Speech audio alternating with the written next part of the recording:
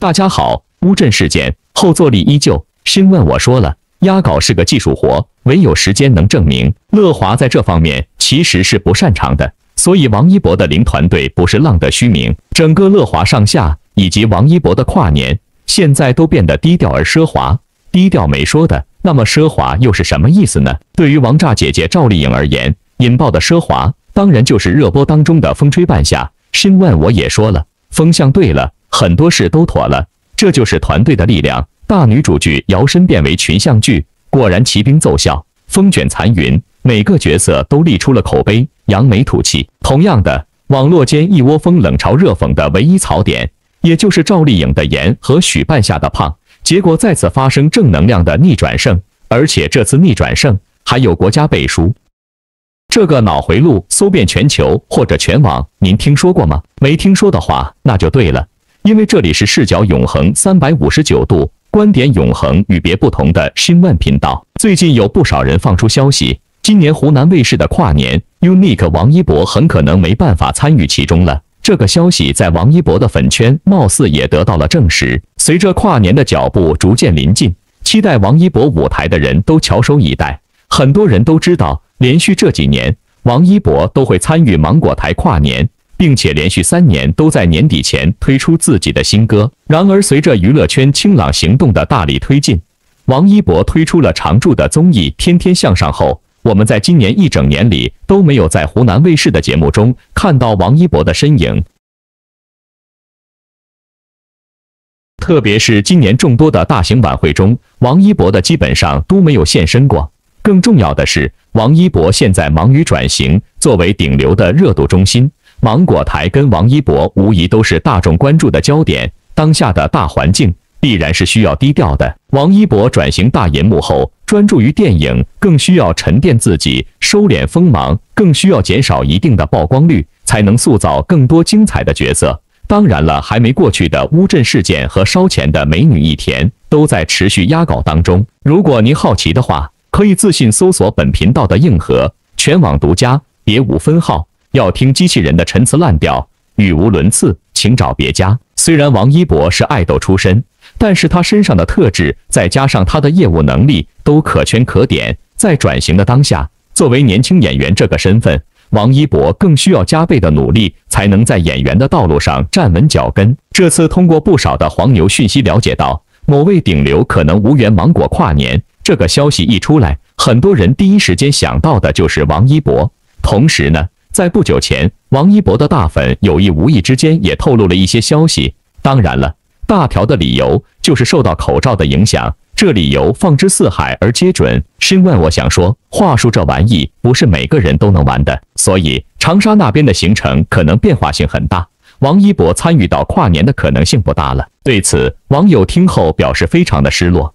毕竟对于湖南的跨年演唱会，是我们翘首期待的。王一博在这里陪伴了大家走过了6个年头，突然说不能在这里看到，着实让所有摩托姐姐一致感到有点小感伤。不过，哪怕是王一博不在湖南这边，想必也会参与到其他卫视的跨年中。毕竟顶流从来不缺的就是邀请。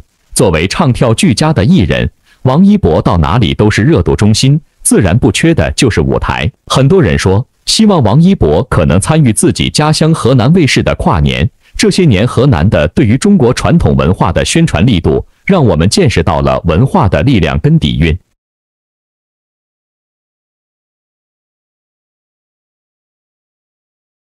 王一博能够参与其中的话，更会让大家看到不一样的文化输出，自然是一件让人开心又欣慰的事情。毕竟如今口罩的问题，政策都在调整中，逐渐放开的脚步也临近了。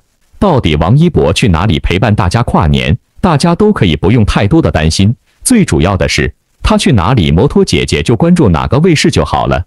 只要有王一博的跨年舞台，都是摩托关注的重点。这种心态，其实如果放在早前的乌镇，真的很好。屏幕前关注，屏幕后祝福就最好了。不知道您认同申万我的随性而起的胡思乱想吗？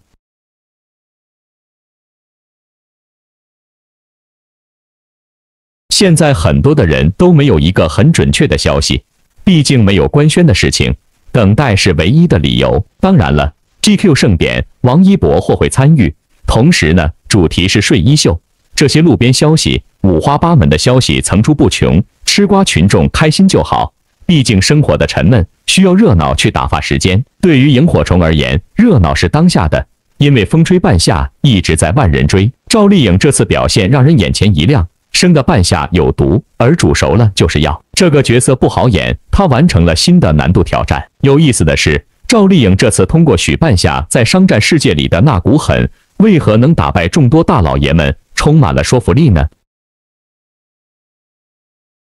先看她内因，她事业线真的是野路子出来的。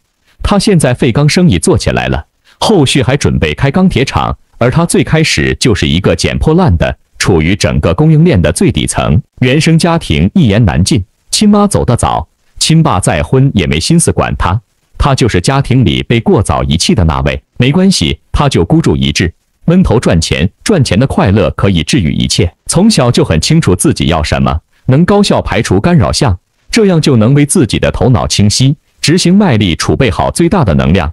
这已经跑赢市场上大部分新人了。最开始，他跟在一群大佬后面做小跟班，这个行业传统意义上说就是男人的天下。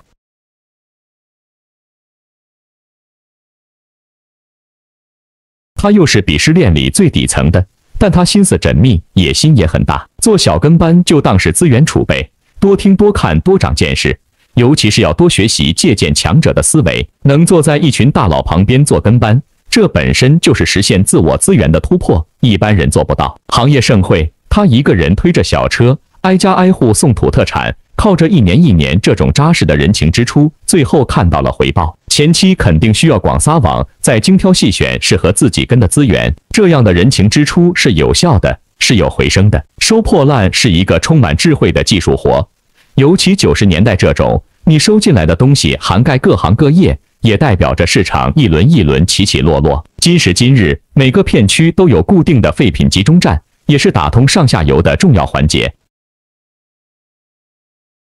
许半夏由表及里，靠着多年一线作战经验，能慢慢悟出这个行业背后的供应链回报率。他野心膨胀的合情合理，他一直懂得跳出来看这群人的定位与发展，包括自己，不会盲目追高，但尽可能实现自己利益最大化。那么许半夏的独家优势在哪里呢？首先，他是底层爬上来的，有丰富的一线市场经验，摸爬滚打就是与市场亲密接触，敢拼尤其敢实践。这块经验值放在今天依然是稀缺的，有太多人享受舒适区里的赚钱快感了，但红利期变来变去，如果你不够贴地，市场嗅觉失灵，就很容易变得被动。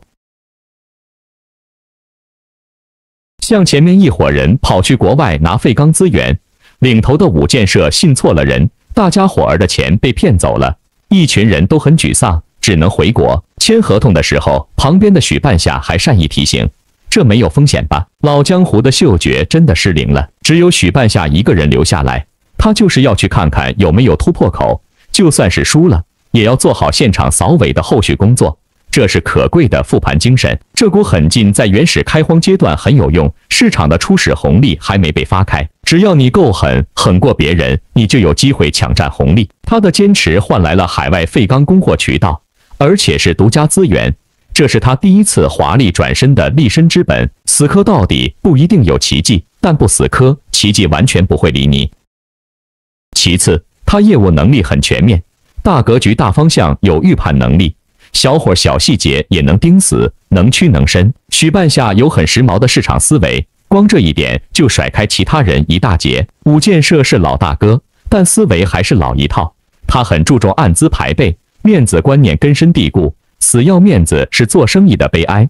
因为完全不会自我警醒与复盘，他觉得资历老最有话语权，完全不肯放权。可市场在转型变革，你的想法过气了，怎么还死守着这种骨灰级管理思维呢？总想着几个老熟人一起抱团做事，有钱一起赚，但赚多少又要打起小算盘，自己嘛要独占鳌头，有拍版权，这种沾亲带故做生意最累了，人情世故也是巨大成本支出。市场本来就是六亲不认的，公事公办更省事儿。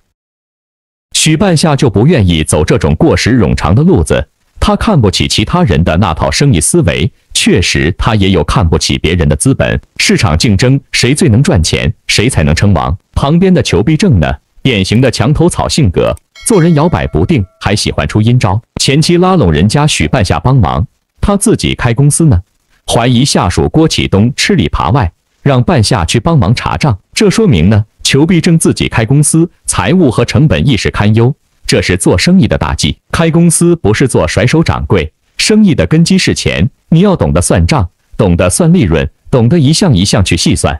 谁的钱都不是大风刮来的。郭启东拿着公司业务，偷偷在外面开自己的小公司，输送利益。这人能力有，但品行不正，也许能赚一点小钱，往大了做不行。也侧面说明他早看透了老板的黑心肠。反正这两人窝里斗了好久，最后郭启东又被拖出去做替死鬼。裘必正公司这摊烂账始于自己业务能力溃散，光靠着张牙舞爪的表面气场，能实现源源不断的红利吗？显然不行。裘必正是狡诈的老狐狸，武建设是好面子，思维落后，人本质不坏，裘很阴毒，他总要给自己留一手。大家推心置腹谈抱团了，他还要算自己的小九九。中后期也懂得看人了，他说人家许半夏是扮猪吃老虎，真奇葩！你什么时候是老虎了？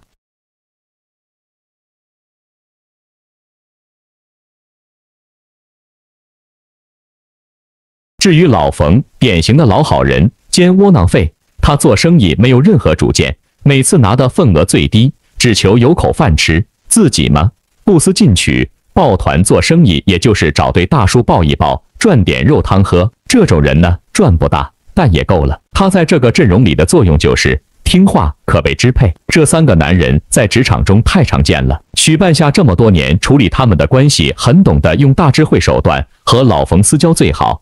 因为对方没野心，这种人毫无威胁，私交多可以多学多储备信息，长线思维都要铺好。每个人都有自己的长处，做生意就是不断学，不断交学费，最后精挑细选适合自己的。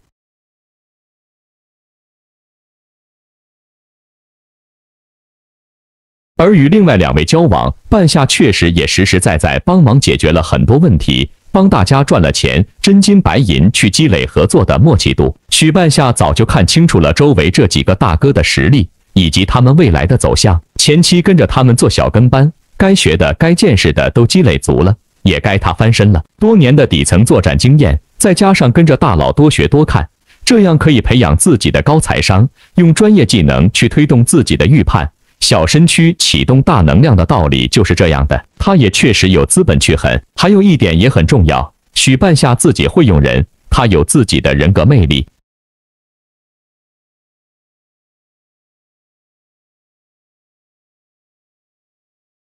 小陈、小童还有野猫，包括赵磊，都是团队的核心成员，每个人都有自己的独特优势，排兵布阵得当，可以创造最大化价值。半夏自己情商相当高，每个阶段都展示出了那种同龄人缺乏的大气。比如在饭桌上被质疑，甚至被叫嚣的时候，他一直都是带着微笑倾听；被怒火冲击的时候，他依然冷静，绝不浪费一点一滴在情绪失控上。所以他能赚到钱，并且能赚最多的钱。他懂得一门心思无痛无损的赚钱，别人赚钱都是喊爹骂娘的，他不会。这就是高段位选手的绝妙之处，所以这种狠人，他不赚钱谁赚呢？申万我说过，鲜明特色的人设吃透了，就能把观众吃了。这次赵丽颖显然吃透了。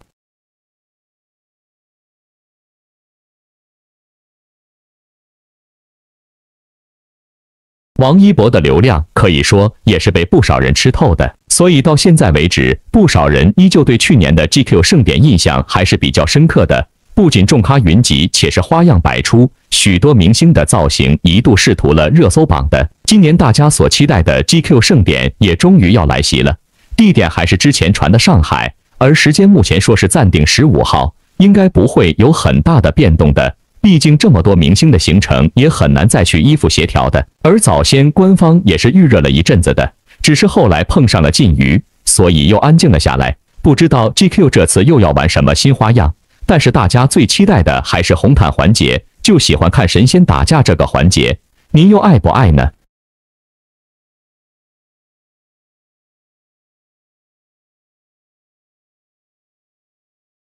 目前传的嘉宾阵容中，女明星是有杨幂、迪丽热巴、杨颖、虞书欣、白鹿、田曦薇、关晓彤、金晨、刘雨昕等，而男明星的阵容则是有王一博、蔡徐坤、李现、王鹤棣、龚俊、朱一龙、程毅、白敬亭、徐凯、时代少年团等，有些可是已经很久没有出来走过红毯了。当然了，瓜主爆料的名单各有不同，不过有些是已经官宣去了的。名单中对去不去争议比较大的就是迪丽热巴了。之前在微博世界大会的时候，粉丝收到的消息是说这2个盛典都不会去的，但近来又有消息说可能会去了，具体的可以再多观望一下，毕竟去年她是参加了的。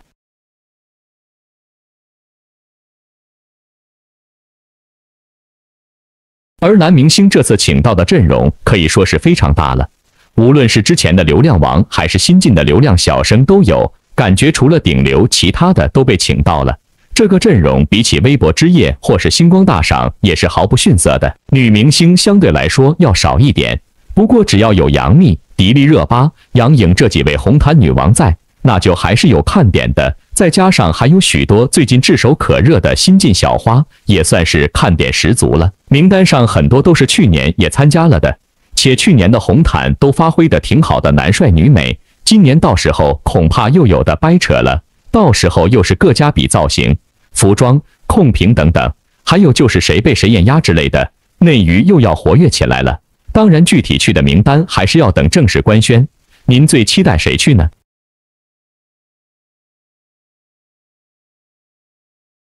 这种时尚圈的聚会，说白了有利有弊。新万我不久前才聊过，所以不再赘述。所以赵丽颖的转型正是一种去物化的方向，毕竟懂政治讲政治，走得更长久一些。这次联手一众老戏骨，并且大获成功，让赵丽颖的路更加康庄和延伸了。演员李光洁此次饰演了剧中的外企高管赵磊，与赵丽颖饰演的许半夏相互扶持，最终携手闯出了属于自己的一片天地。虽然是第一次合作，但李光洁对赵丽颖不吝溢美之词，而出演赵磊这种金领角色，也是他自身演技的又一次突破。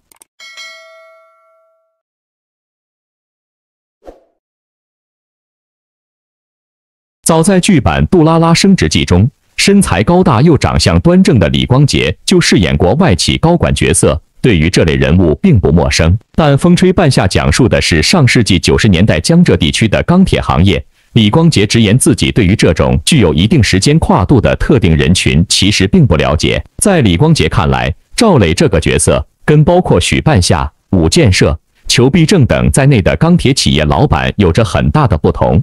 他是第一批留学热时去海外学成归国的外企高管，在上世纪90年代经济飞速发展的年代，这注定着他拥有超高的眼界和学识。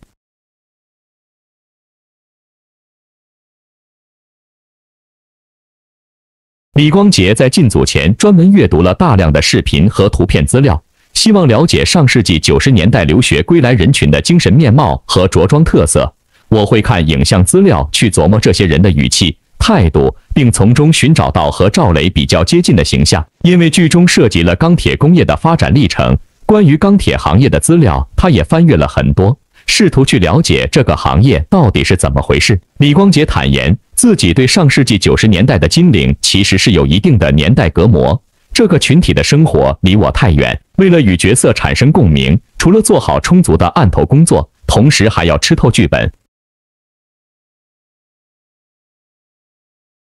并且尽可能的去感受赵磊在当时环境下的所思所想，去体会当时的创业者的所有行为动机。李光洁认为，这些都是能够帮助演员最快进入角色，和角色产生共鸣的一些途径。剧中，赵磊从身居高位的外企高管，到从外企出走，成为许半夏私营公司的得力干将，是助推许半夏取得事业成功的关键人物。李光洁认为，赵磊的学识和背景让他始终在做职业经理人的工作，他给了半夏非常多的建议和意见，在他最需要的时候总是能第一时间出现。不管是个人的情感，还是公司的运营，还是许半夏整个事业的规划和对时局的把握，其实赵磊在半夏的从商经历里都是最强辅助。伴随着剧情的发展，赵磊和许半夏从商业伙伴逐渐过渡到了灵魂伴侣。在李光洁看来，这样的爱情是势均力敌的爱情，他们都是很有头脑的人，对待双方都是欣赏和平等的姿态。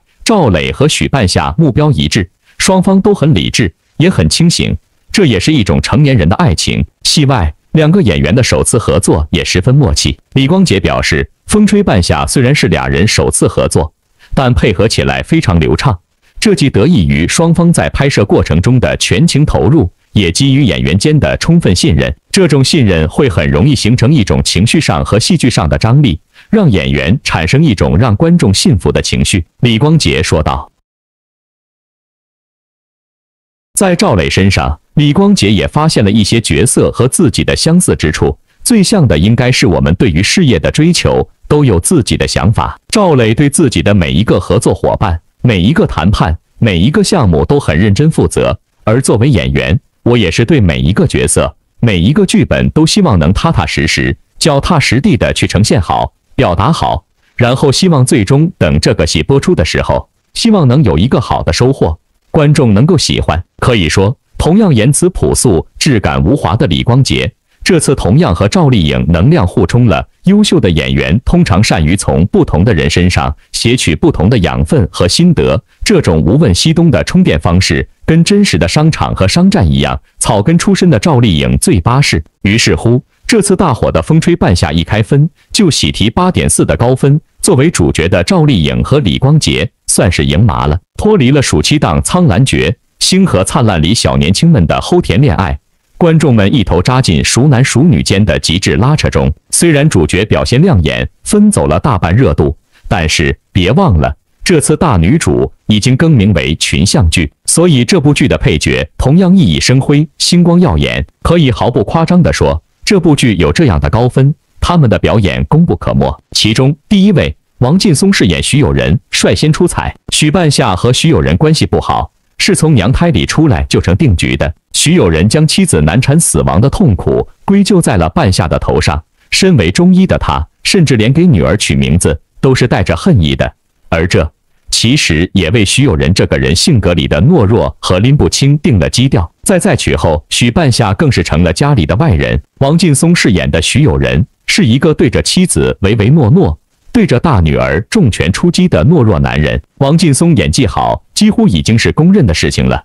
从《大明王朝1566》里权势滔天的大太监，到《琅琊榜》里情深意重的严侯爷，再到《破冰行动》里阴狠毒辣的东叔，跨度不可谓不大。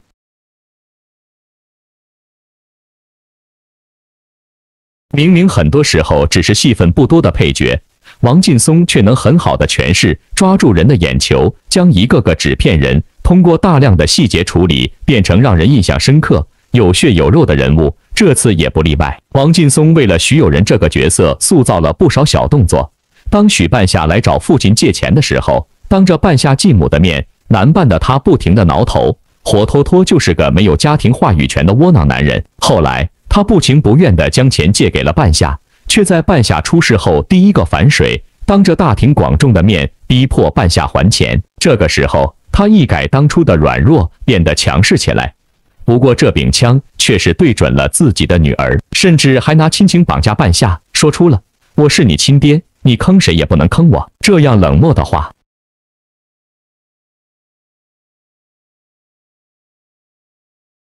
在半夏有钱后，徐有仁又厚脸皮跑过来，央求半夏给自己同父异母的妹妹买钢琴。那时候他的姿态远没有前面那么理直气壮，和半夏说话的时候，身体姿势也是小心翼翼的。对待半夏，他的身体姿态是紧绷的；对待小女儿，他明显自然松弛了许多。谁在他心里更重要，一目了然。也正是这样细微的一些表情和肢体语言表达，让王劲松的表演特别饱满真实。相较于之前的大善或者大奸的角色，这次王劲松的角色并没有那么爽，整个人物性格是内敛的，一看就是那种目光短浅的小镇底层市民，三人亲疏关系一目了然。但恰恰是这种角色塑造起来难度更高，甚至会不讨喜。在《风吹半夏》里，王劲松饰演的角色并没有参与到主角的事业线中，只能起到点缀的作用。不过他的演技却足以让人记住他。第二位是刘威饰演武建设。武建设初次登场的时候，是一个掌握了小圈子话语权的大哥大形象。在钢铁行业多年，他对待新人许半夏也算得上是亲和稳重，不过一举一动中派头十足。有趣的是，一开始人们就被武建设的表象给迷惑住了，觉得他是一个关心伙伴、重情重义的老大哥。他不像冯玉那样被感情生活搞得一团糟，也不像裘必正、郭启东之流将心机与刻薄写在脸上，他就静静看他们斗。在闹大的时候，才不紧不慢地出来当个和事佬，甚至在许半夏落难的时候，他也不像其他人那样狠狠地踩上几脚。但这不意味着他就是个好人，他是个精明的商人。所有的事情前提是有利益，所以当许半夏四面楚歌的时候，他也并没有帮上一帮，只是坐山观虎斗。在许半夏崛起后，却依旧想要打压对方，巩固自己的领头地位，还因此设置了一场鸿门宴，想要离间赵磊和许半夏的关系。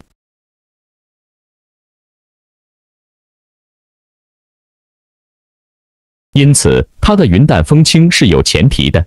一旦许半夏打破了他设置的平衡，他就慌了，昔日的派头全没了，狐狸尾巴也就因此露出来了。在他的身上，两面派被体现得淋漓尽致。可以说，他才是全剧里最有商人特质的那一个。饰演武建设的是老戏骨刘威，在前段时间他还和赵丽颖合作了《幸福到万家》，这已经是两人的二搭了。对于这种反派角色，刘威的塑造可以说是驾轻就熟，但这并不意味着模式化。有网友形容说，刘威的每个褶子都是戏，这话并不夸张。在一场被扇巴掌的戏中，刘威的处理就很有层次。第三位，宋茜饰演郭启东。在这部剧中，郭启东是个讨人厌的角色。他的第一个特质是贪，明明是裘必正的手下，却在工作中偷工减料，将原料偷偷拿出来自己开厂。从这里可以看出来，他底线低，为了赚钱不择手段。第二个特质是心气高，仗着自己是大学生，看不起大老粗、没文化的老板裘必正，对身为女人的许半夏也颇为轻视。这种自负也导致了他的栽跟头。在被老板裘必正送进监狱后，心高气傲的郭启东一下就颓了。其实从这里也看得出来，郭启东的心理素质完全和许半夏比不了。还好，前老板裘必正没有实干能力，离不开郭启东，把他又保释了出来。只是这时，郭启东已经和其他伙伴比不了，精气神也没了往日的模样，留了案底的他，只能选择和裘必正一条道走到黑了。饰演郭启东这个角色的演员是宋茜，很多人都没有听过的一个名字，但这次他却着实惊艳了不少人。可怜可恨的郭启东被他塑造的活灵活现，让人恨得牙痒痒的同时，也感受到了角色的魅力。尤其是裘必正因为偷税漏税恐被抓的时候，他要郭启东帮他背锅的时候，郭启东的眼神变化简直一绝。可以说，这个演员是有大大的能量滴。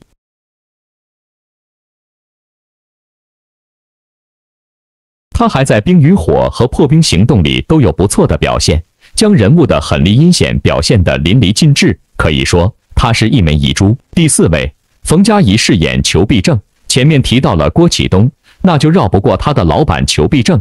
作为一个只有钱、要文化没文化、要能力没能力的老大粗，裘必正走到今天，可能多亏了他那一肚子坏水儿，顶着个卤蛋头，只消小嘴儿一抿，眉头一皱，一个活脱脱的精明商人就被冯佳怡塑造出来了。在剧里的初次登场，裘必正就将一个小人的形象拿捏得死死的。他一边甜言蜜语地哄着许半夏，让他好好观察一下自己的副手郭启东，一边又表现得对郭启东分外看重。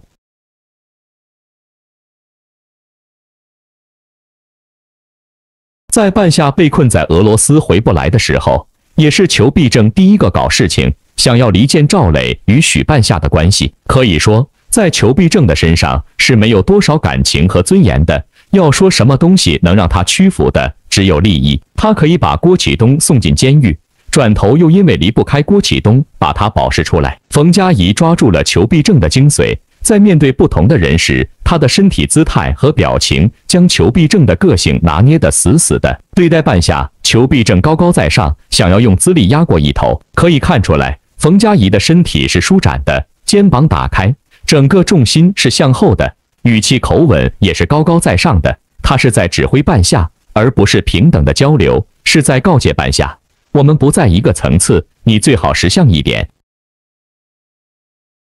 当他偷税漏税时，他想让郭启东替他进去，这时他老板的面子、大哥的面子全部要了，低声下气恳求郭启东，身体姿势也是向下的，是为了表达亲近的意思。冯佳怡这个名字可能很多人都不知道，但是你肯定见过她，在《蜗居》《冰与火》《长安十二时辰》里都有她的身影，简直是一部戏一张脸的既视感。她的实力值得更多人看到。第5位，黄登登饰演陈宇宙。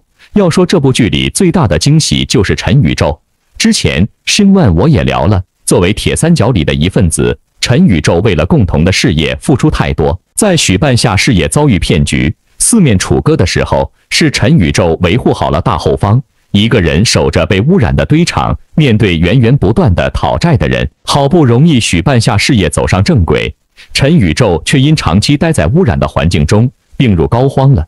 可以说，这个不得往生的劫，算是应验在了他身上。多亏了黄登登的表演，让大家对陈宇宙这个角色是如此的意难平。黄登登的颜值不出众，哪怕放在人堆了，也是不扎眼的存在。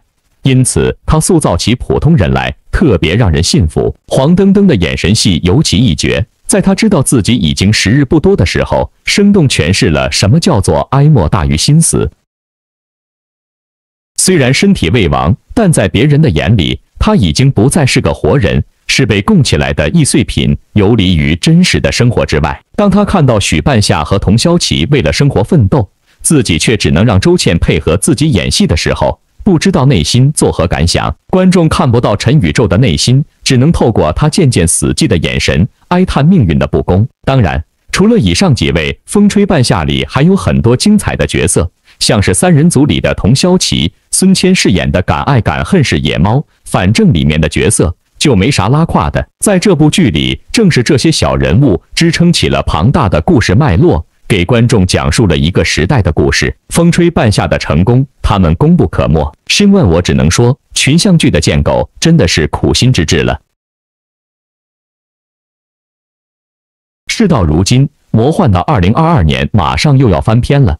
新万我的思想仿佛还停留在抹不去的粉丝造反事件的2021年，因为就在昨天，因为乌镇事件，结果谁能想到2022年最火的电视剧不是特效华丽的古装仙侠剧，也不是糖分爆表的偶像剧，而是一部低调到连热搜都没买几个的群像剧。虽然这几年内与影视寒冬砍掉了不少电视剧的拍摄与播出，但是头部演员们的作品并没有受到太大的影响，尤其是几位八五花们，更是以1年几部的数量在稳定输出。八五花们作为目前荧幕上最活跃的演员群体之一，可以说是占尽了天时地利人和。70后的几位大花正渐渐退居幕后，而90后的演员，无论知名度还是演技，都没有办法与之相比。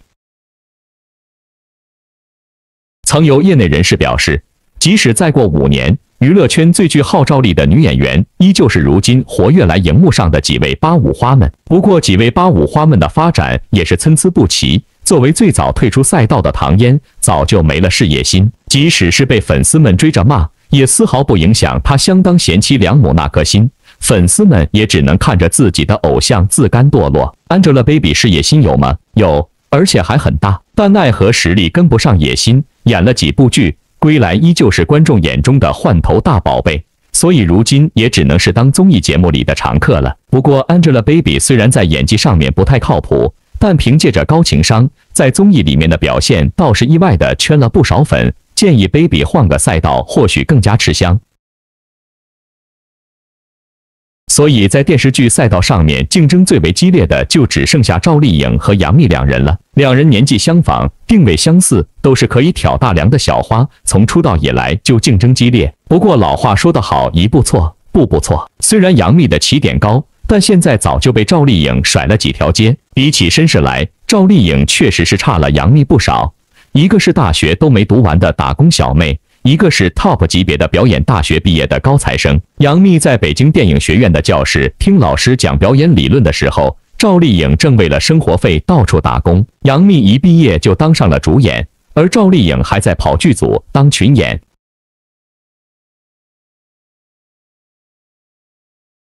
在刚出道的时候，赵丽颖也是处处被杨幂压一头。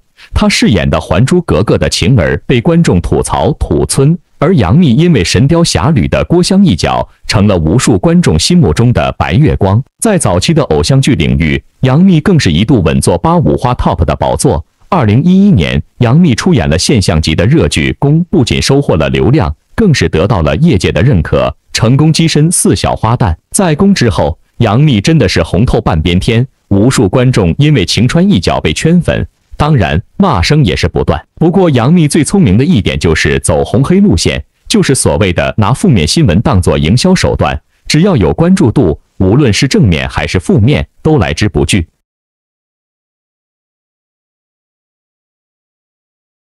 也正是这条其他明星赶都不敢走的路线，让杨幂成了国民级的演员，但是这也为她后面的发展带来不小的阻碍。我们后面详细给大家说。在杨幂已经红透半边天的时候，赵丽颖还在跑剧组，直到2013年，她才真正进入大众的视线。当时赵丽颖和陈晓合作了电视剧《陆贞传奇》，这部剧的热度并不低，现在回看的话，剧情也很精彩。但是当时的热度几乎都是来自于对赵丽颖的谩骂。这个时候，杨幂和赵丽颖的竞争已经非常激烈，尤其是古偶方面，两人撞型太多，就连路人都能看出来，两人迟早会正面来一场竞争。粉丝之间更是不知道摩拳擦掌吵了多少次架。娱乐圈是个看人下菜的圈子，那个时候杨幂风头正盛，而赵丽颖又因为演技被嘲得出圈，所以毫无疑问的风向全部倒向了杨幂。但娱乐圈是个非常玄学的圈子，因为你永远不知道明天谁会大红大紫。就在杨幂靠着一部部偶像剧频频刷爆热搜的时候，赵丽颖却早就做好了转型的准备。偶像剧固然是一个不需要演技要求又低的类型，是所有演员都喜欢待的舒适圈，但随着年龄的增长，赵丽颖深知自己已经不再适合这种类型的作品了。因为大家更愿意看20岁的年轻女生谈恋爱，谁会愿意看一个年近40岁的人在荧幕前装嫩演大学生呢？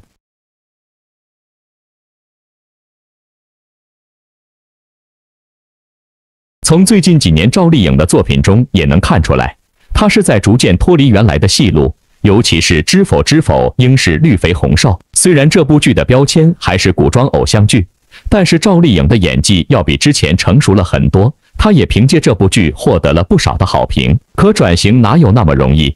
纵使是流量演员，但想要转型走实力路线，看的不是微博有多少粉丝，代言有几个，有没有演技才是第一位。赵丽颖为此付出了更多，为了脱离原来的舒适圈，即使是小成本网剧，她也愿意接。所以有不少观众在网剧中看到赵丽颖的时候还感到惊讶，曾经非大女主不演的小赵，怎么去网剧里面给别人当配角了？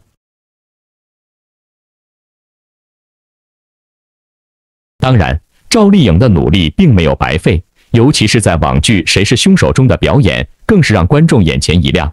这也是赵丽颖第一次尝试反派角色，但却毫无违和感。这段时间的沉淀，让赵丽颖收获的不仅是演技上面的进步，更是圈内的认可与赏识。转型后的第一部电视剧就是和郑晓龙导演合作的《幸福到万家》。郑晓龙在选角方面有着非常严格的标准，从他以往合作过的演员就可以看出来，赵丽颖已经获得了郑晓龙导演的认可。《幸福到万家》是赵丽颖的转型之作。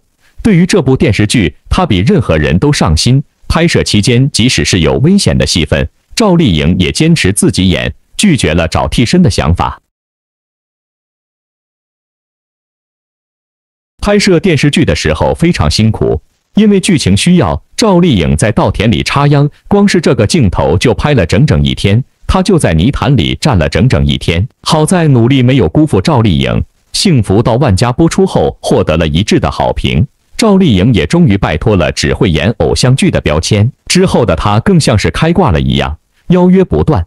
从当初那个只能演甜宠剧的小花，成了现在的实力演员。而最近播出的电视剧《风吹半夏》更是让赵丽颖人气大爆发，因为她在剧中的表现真的是太精彩了。《风吹半夏》讲述的是改开后以半夏为首的3人几经千辛万难创业的故事。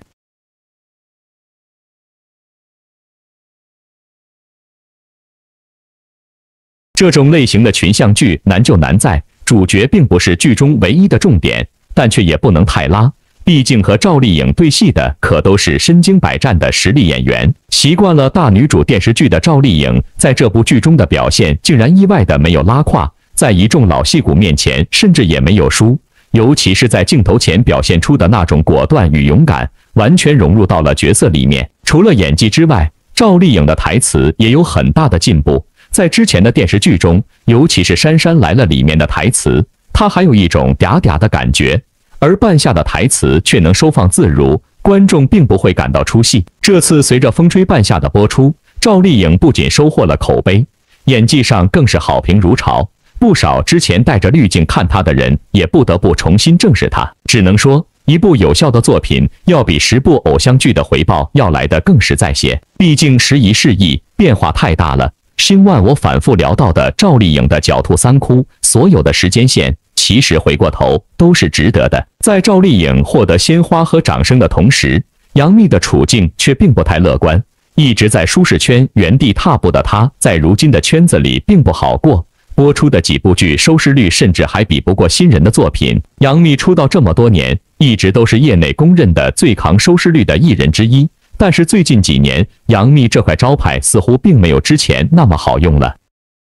2021年春节档的新电影《刺杀小说家》扑到亲妈都不认识，甚至连本都没回，这就更显得上映前杨幂的卖力宣传像个笑话。之后，杨幂也播出了几部电视剧，但收视率非常惨淡。同为去年播出的《胡珠夫人》男主角甚至是陈伟霆，但两位顶级流量也没有扛起收视率。而今年和徐凯一起出演的电视剧《爱的28定律》更是扑得悄无声息。之前宣传的时候可以说没少买热搜，可就像央视评论的那样，成了今年最大的伪爆剧。这部剧先后撞档《点燃我温暖你》和赵丽颖的《风吹半夏》，可收视率却一跌再跌。刚播出的时候，甚至连陈飞宇和张婧仪的收视率都打不过。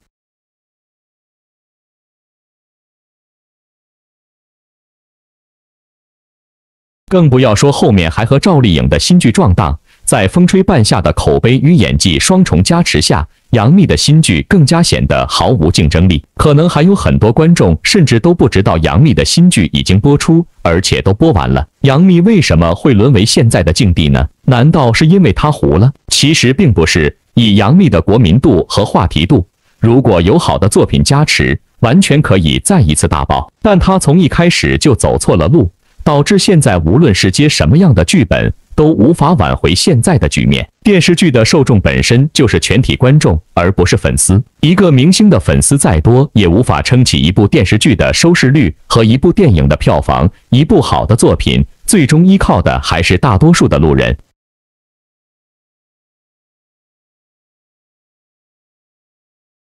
而杨幂从出道以来，始终待在自己的舒适圈，从10几岁开始演偶像剧，演到了36岁。即使是粉丝都会审美疲劳，就像是之前说的，有那么多年轻漂亮的新面孔，谁还会愿意看一个年近40的人演少女呢？再加上她之前一直都走红黑路线，多次利用舆论为自己造势，粉丝更是为了维护她，不惜与路人在网络上大吵特吵。虽然她的目的达到了，可路人缘却一跌再跌。从杨幂的新剧中就可以看出来，她已经到了不得不转型的地步了。在和徐凯的新剧《爱的28定律》中，杨幂肉眼可见的十分疲惫，眼窝凹陷带来的年龄感和皮肤松弛之后的疲惫感，这些细节无时无刻不在提醒着杨幂的年龄。要观众面对这样的状态的脸带入20岁的年轻女性，这不是在难为人吗？而杨幂却迟迟不肯转型，还在迷恋偶像剧。虽然以她的演技和能力可以接到更多的剧本，但是收视率扑街也是在意料之中。甚至还有不少网友在看了杨幂的新剧之后吐槽她只会装嫩，明明可以演女主的妈了，却还在装少女，真的是太违和了，完全带入不到剧情中去。口碑的崩塌，再加上只会演城市化的偶像剧，导致杨幂最近几年的演技一直在下降。唯一的一次尝试转型，拍摄了《刺杀小说家》还扑街了，导致杨幂的转型更加困难。面对这种尴尬的境地，杨幂如今也毫无办法，继续拍偶像剧。可是观众们已经不买账了。转型需要实力，需要作品，而杨幂的演技在实力导演眼中并不能够得上标准。杨幂用亲身行道印证了什么叫一步错，步步错。曾经为了偶像剧光环，让自己一直处于舒适圈，现在却只能被困在这个圈子里。如今的杨幂和赵丽颖相比，在演技和代表作品上面已经完全没有了竞争的资本。面对新人，杨幂的压力也非常大，毕竟演员吃的就是青春饭，在没有作品加持的情况下，杨幂甚至都给不了观众们想要的新鲜感。几年前还风光无限、红极一时的偶像剧女王，如今亲眼看着她走下神坛，真是让人唏嘘。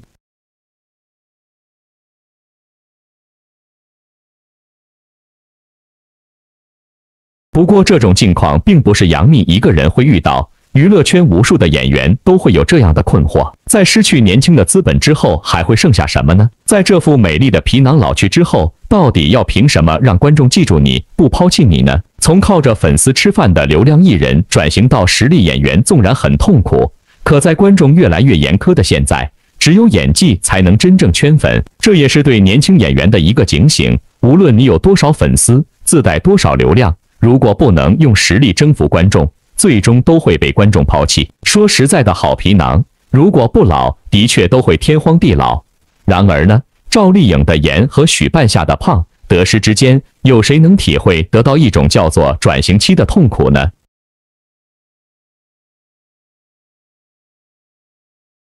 视角永恒359度，观点永恒，与别不同的新万，我只想说，高情商的杨幂走进纸醉金迷、打情骂俏的场景当中，的确如鱼得水。这也的确是赵丽颖的硬伤。赵丽颖在扭扭捏捏、打情骂俏、风月交际方面，的确比不上交际花杨幂。当然了，说到风情万种，杨幂也比不上章子怡或者倪妮这些风尘味拈手即来的大拿。有些东西就是骨子里面的东西。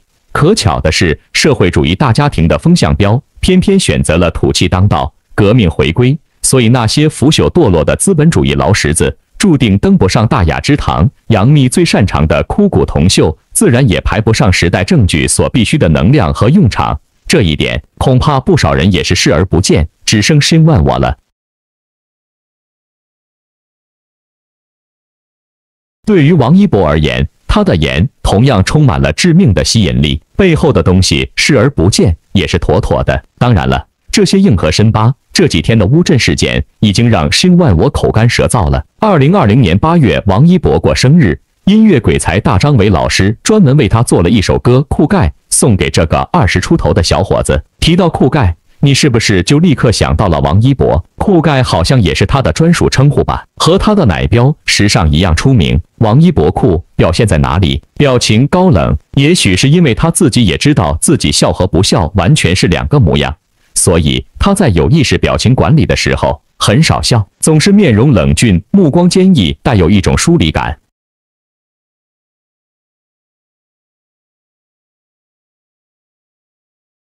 跟着气质清冷，王一博自幼少言寡语，从小练武，舞蹈可是来不得任何花架子，最崇尚实力，好就是好，不好别人也会一眼看出。自幼下的苦功反馈到性格这里，养成了他泼墨浓彩的做，轻描淡写的说的个性。由内而外，王一博整个人的出众的仪态，清冷的气质绝对是内娱独一份。还有做事冷静，微博也好，抖音也罢，他极少发个人日常，也不像很多人都在做的那样，发个小作文，发个 vlog， 发个泳池照、运动照啥的，经常与粉丝互动，达到拉近距离、固粉宠粉的目的。但是他不，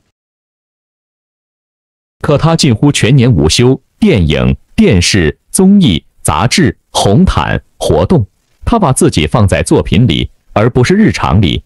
他把自己融入角色中，而不是媒体中。这样冷静的认知、做事的态度真的不多见。可是，如果只是这样，王一博不可能得到那么多的人的喜爱。他也会像那些学他戴起了摩托头盔、抱起了滑板的艺人一样，会像那些积极模仿他的表情、姿势、穿搭的艺人一样，会像那些模仿他的舞台表现、走他的专业发展路线的艺人一样，努力红上一阵，然后沉寂。因为娱乐圈这个圈子最不缺的就是帅哥美女，最不稀罕的就是各种人设。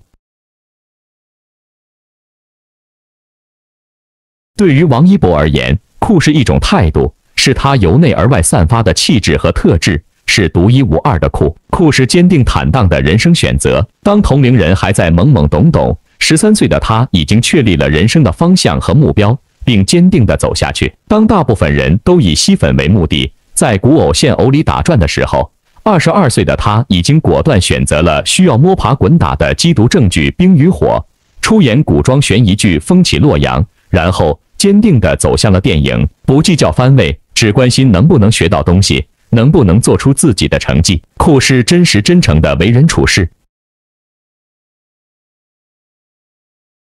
他话不多，却句句真诚，可是在专业领域内却是神采飞扬，言简意赅。他宁可不说，也不说假话。他清醒通透，低调谦逊，不争不抢，却又竭尽全力。所以那么多的前辈喜欢他，欣赏他。这个圈里表面的夸奖是人情往来，交往后的再次合作才是真心。酷绝对不是故作高冷，绝不是桀骜不驯，绝不是不知天高地厚，更不是自得自满、骄傲自大，而是基于清醒认知之后的坚守自我、坦荡无畏、保持初心、勇敢前行。永远超过90度的鞠躬，永远亮闪闪的求知若渴的眼睛，永远不虚伪、不矫情、不妥协、不将就的做事风格，永远真实真诚待人的为人。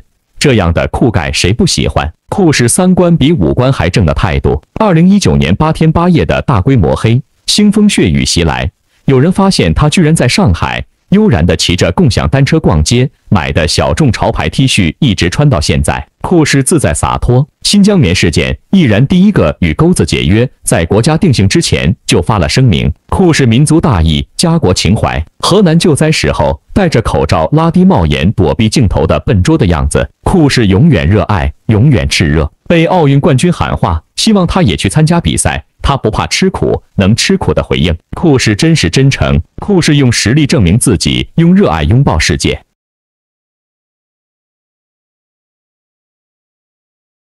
这就是街舞被很多人称为王一博的那个街舞节目，因为他的能力、他的态度、他的为人处事，他的跳舞实力被国际大神认可，被大张伟老师评价王一博跳舞好吧，那是用童年换的。他的影视角色个个深入人心，蓝忘机的深情无畏，端方雅正，谢允的活泼灵动，胸有沟壑，百里弘毅的耿直温柔，勇敢真诚，狄志伟的嘴硬心软，傲娇可爱，蒋先云的沉毅坚定，不悔不屈，季向空的运筹帷幄，智谋百出。这是电视剧，即将到来的电影肯定还会带给我们更大的惊喜和收获。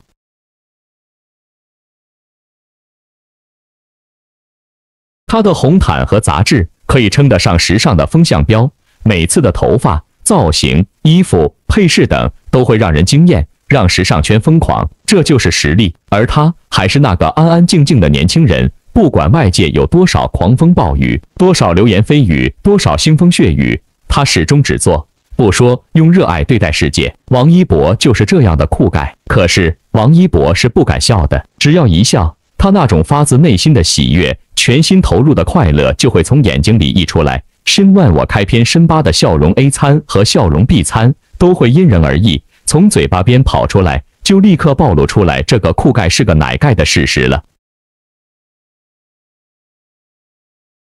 他的笑容太有感染力了，而偏偏他笑得太多了，太甜了，太可爱了。王酷盖很是出众，王甜甜也是名不虚传啊。所以就是这种又酷又甜，又飒又萌，又冷又奶，又美又呆，又帅又乖，又潮酷又可爱的极致反差，才更让人着迷。王一博酷是一种态度，当然了，人人都说王一博酷盖，对于视角永恒359度，观点永恒与别不同的新万我而言，他不仅仅是外在的酷盖，更是乐华的膝盖。为什么新万我会这么说呢？因为膝盖支撑着王一博的舞台和他一辈子的激情、动力和能量。当然了，膝盖也是没法肉眼看见的坚强。希望您懂新万我在说什么。如果还是不懂，稍后详谈。这就像赵丽颖的一个优点，经常被人提到，却又100%忽略。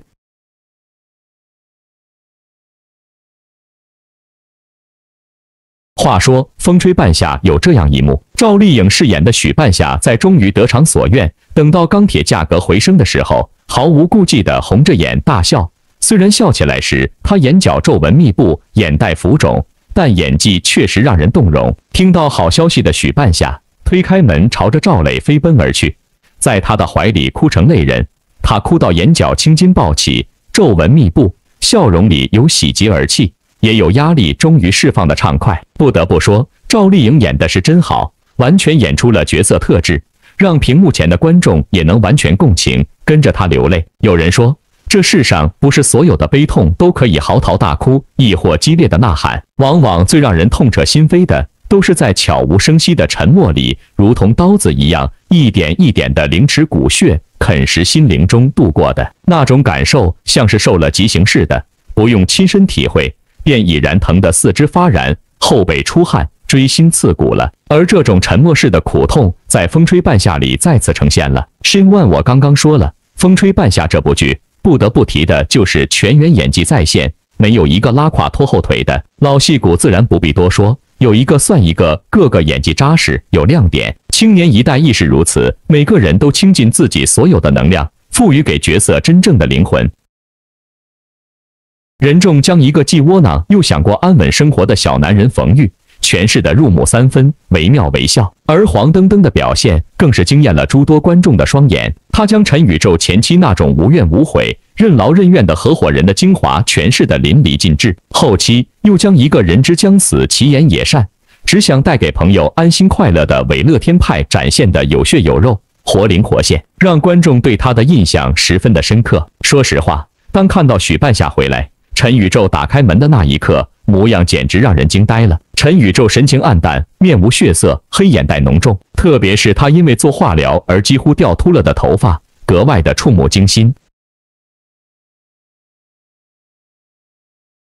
此情此景，难免让人心中禁不住的感叹，这才是好演员啊！形神兼具，完全是那种被病魔折磨的完全失去光彩的癌症晚期患者，真令人心疼啊！当然了，新生代演员的表现也十分出彩，比如野猫高欣怡的扮演者孙谦。别看这丫头小小年纪，1997年出生，但迄今为止已然参与出演了约15部影视作品，也算是个名副其实的有经验的实力演员了。在剧中，她抛弃滤镜美颜，不惧直面展现自己的真实颜值，连脸上的黑痣都清晰可见，更是将野猫身上那种跟脱了缰的野马个性精准无疑地展现了出来。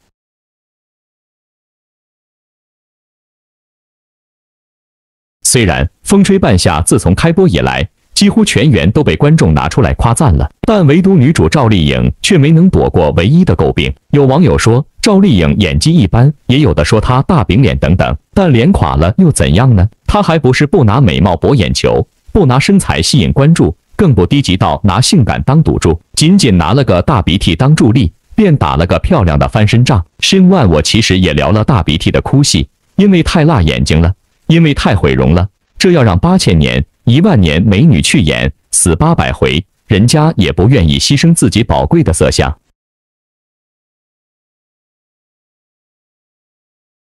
然而呢，Shin Wan，我感叹的是赵丽颖突破了。许半夏从东北回来，下飞机的时候，童潇琪便给他提前做了心理预设，说小陈做化疗做的头发掉很多，让他提前做好心理准备。或许许半夏真的没有想到小陈的病会发展的这么快吧。他第一时间去看了小陈，后来领着他去医院做了检查，然后直接来到老苏的办公室询问情况。但老苏面色凝重，言语十分诚恳地告诉他，情况不容乐观，小陈最少能活1个月，多则半年。在听到这样的消息，许半夏从老苏的椅子上起来，直接转身面对向窗口。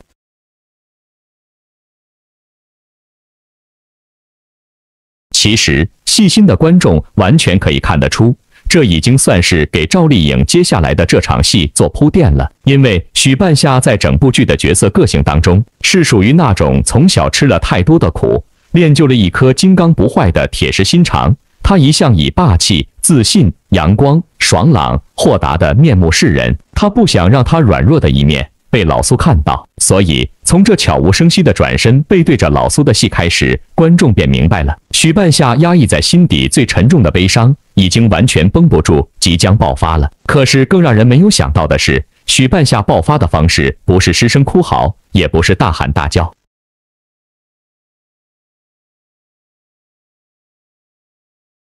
而是用一种仍然属于许半夏骨子里的东西，用沉默来诠释。他一边回忆着他和小陈这些年来的过往，一边悔恨自责地跟老苏阐述，说是自己害了小陈，然后眼泪开始一颗一颗地从眼里滚落。因为当时赵丽颖的头是低着的，故而每一颗眼泪都滚得如同她的个性一样完整利落，没有一丝一毫的拖泥带水。哭过的人都知道，哭一会儿，鼻腔里的鼻涕便会不由自主地流下来。在这种时候，不怕人知道的人往往会将鼻涕拧出来，或者抽泣成声。但由于许半夏要强的个性，他不想让老苏知道他在痛哭，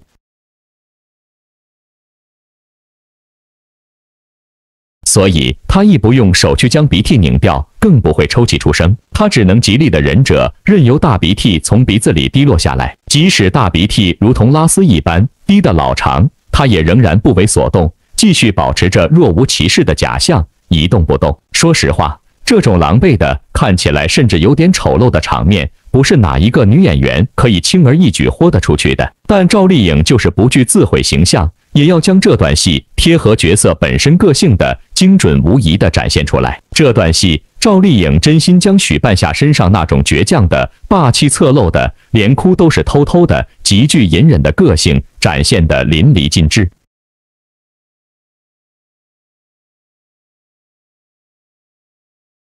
说实话，看到这里的时候，所有眼角浅的观众，除了眼角失控，忍不住了泪水跟着一起落了下来，产生了无限的共情之力之外，更多的是对赵丽颖生出了一丝敬畏之心。这才是真正的演员啊！想想之前，总觉得她只能在古偶里发光发热的狭隘思想，突然间在这一刻烟消云散了。虽然申万我讲了无数次了，黑粉死盯的赵丽颖的脸垮了，根本就是拍拍脑袋想当然，完全抛离了剧本和剧情。而且说实话，赵丽颖也只是胖了一点点而已，同样也符合原著中许半夏是个胖子的设定。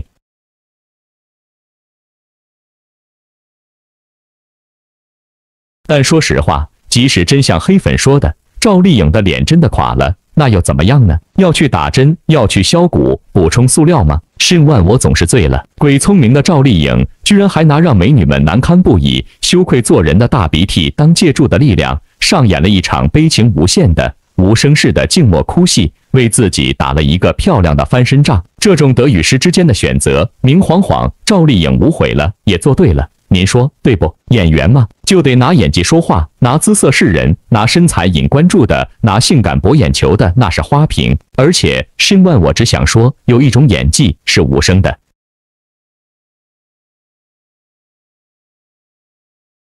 也就是说，于无声处最动人。你彻底失控的嚎啕大哭，倒不如彻底压抑的泪流满面，因为沉默的力量更加沉重厚实，压在心上。这一点，形象大损的赵丽颖明晃晃做到了。损坏的形象让她的动人和无助、悔恨和迷茫，如同明亮的流星，划过了夜空，留下了最深刻的印象。这种印象跟容易消逝的一瞬间赏心悦目不同，它是沉落湖底的宝石，会让每个人的内心用力地记住它，点赞它，高分它。申万我常说，突破就是打碎以前，走进新我。新我是什么？就是丑，就是胖，就是烂泥，就是尘土，就是浴火重生的凤凰。这种突破，王炸弟弟王一博注定也是看到的，想要的。但是呢，吃准他言的人愿意吗？粉丝造反事件会再发生吗？乌镇事件会继续吗？现在挂了3天的热搜，王一博露营的话题让人一头雾水。按照以往的惯例，凡是跟王一博有关的讯息，粉丝都会冲在第一线。然而这次却不同，粉丝集体失声，保持了沉默。因为最近禁娱的原因，王一博露营放出的照片很明显是私人行程，没想到却被营销号拿来大做文章，更是被不少的黑粉就此而诟病。都知道王一博的粉丝是一群粉随正主的存在，有关于任何自家孩子的讯息，真爱粉都会第一时间澄清。然而这次因为赶上上个世纪的伟人离世，全国哀悼，自然大粉在第一时间做出回应，禁娱，私人行程不予回应。结果营销号发布后，竟然没有迎来太多的关注。但是细心的网友发现，王一博露营的话题却挂在了热搜榜3天，甚至冲到了前排的位置，着实让人唏嘘不已。毕竟在这种情况下，哪怕喜欢关注王一博的人都不会贸然回应的。很好奇为何会挂在热搜3天都没有撤下来，更是在这种特殊的情况下，还有如今世界杯如火如荼的进行中，8强晋级赛的激烈状况下，按理说王一博的热搜自然不会冲上去的，实在是有点意难平了。黑粉与营销号更是做天做地，甚至放出了各种的小道消息，说一起露营的人是前锋，毕竟有图有真相。那么是否澄清文案所说的素人朋友，也是见仁见智了。同时呢，都知道王一博这次去了乌镇，观看了戏剧，下榻的酒店更是被人扒拉了出来，被这么多人围堵。结果大家还看到王一博的黑粉自导自演说，王一博牵手一女生出入酒店，这种消息放出后，着实让人笑掉了大牙。这么多人都追着王一博跟拍，大部分都是私生了。王一博这么自律的一个人，公然牵着一个女生进入酒店，这种剧情居然还有人相信，真的是太可笑了。顶流的热度我们暂且不说，就冲着王一博爆火的这3年，基本上都在大众视野中穿梭，身边的工作人员都被大家熟悉到不能再熟悉，一群老爷们围着，时时刻刻跟着，唯独见过的女生那就是杜华了。只能说谨慎吃瓜，保持理性非常重要。新万我连续3天铁口的粉碎正主，已经足够悲催的王一博隐身一段时间了。现在娱乐圈的风气已经不能太混乱了，不要被利益冲昏了头脑，各种的造谣生事、真爱黑爱的事情只会被大众所唾弃。王一博从街舞结束后，就显然处于休息加办工作状态，这是大环境的影响，很多的剧组都已经推迟相应的计划。随着全国放开的状态，我们也发现了不少的电影院逐渐放开。同时呢，王一博的作品《长空之王》《无名》等，或许还有可能成为黄金档上映的待播剧。进入诡异的2023年，一切都会重新洗牌了。可以说，王一博哪怕再低调，都无法抗拒这么多人关注。有多少人喜欢，也许就有多少人不喜欢。但是他的热度却始终让人觊觎。乌镇之行，一个人、一件事、一次隐形，居然成为了铺天盖地的压稿热搜。不容易的王一博，在这个魔幻的2022年，已经经历太多了。所以，视角永恒359度，观点永恒与别不同的新万，我只想说，酷盖现在就是膝盖。要知道，膝盖不是身体中最常受伤的部位，却是最薄弱、要求最高的关节。原因是他们经常承受的人的整个重量，而且由于活动范围大，其结构使他们比髋关节和踝关节更在冲击下更脆弱。所以在申万我的眼里，王一博承受着整个公司、整个乐华的重量，他的压力比杜华还要大。因为杜华没有所谓塌房的压力，而他有，而且随时随刻。比方去年的粉丝造反事件，以及今年的乌镇事件，人的一生都是功课，但是顶流的功课一次搞砸就满盘皆输，一切归零了。就像膝盖碎了砸了，就搭上一辈子了。人体最大的承重关节，它承受的重量越多，关节软骨磨损的几率也越大，肌腱也越容易受伤，关节退化也就越快。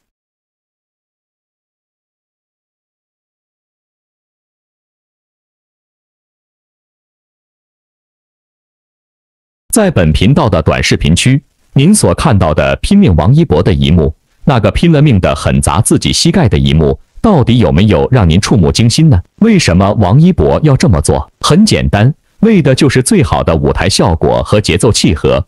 结果呢，受伤和退化也只会越来越快，这是肉眼看不见的，甚至绝大多数的粉丝不会留心注意的。这就有点像赵丽颖的一个拼命的特质。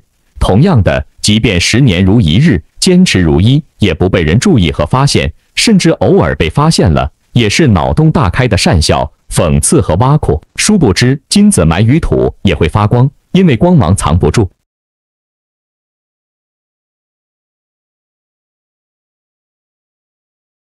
这次在和刘威、任重等演技派一起飙戏时，赵丽颖也是稳稳地接得住了整场戏，特别那场针锋相对的戏，赵丽颖气场全开，眼神中的自信掩藏不住。看到这里，大家应该就明白了，赵丽颖现在已经完全清楚地确定了自己的路线，她已经抛弃了所谓的偶像剧，丢掉了厚重的磨皮滤镜，而是选择了走真正演员的路线，一切为了角色服务，一切为了演技服务，而不是在乎脸蛋漂亮与否。为了符合角色的设定，赵丽颖还刻意增肥。剧中吃东西的画面全部是真吃，没有所谓的道具，所以赵丽颖吃胖了许多。有时候真的是细节决定人生。国家提倡的光盘行动，说到现在，有谁或者说有那个名人真的以身作则，真的做到了呢？从野蛮生长开拍到风吹半夏炸裂，星万我没少提到赵丽颖把道具骨头吃光的名场面。这就是大地的女儿，这就是真实的人生。那些镜头前佯吃假喝，镜头后铺张浪费的人，往往强力人设。这种镜头前鼻涕横流，镜头后虾皮不剩的苦孩子，才是真正的演员，大写的清流。当然了，这种放下颜值、不惧毁容的付出，只有最高的影评才能配得起他们高贵的人格。这不只是在做戏，更是在做人，一个大写的人。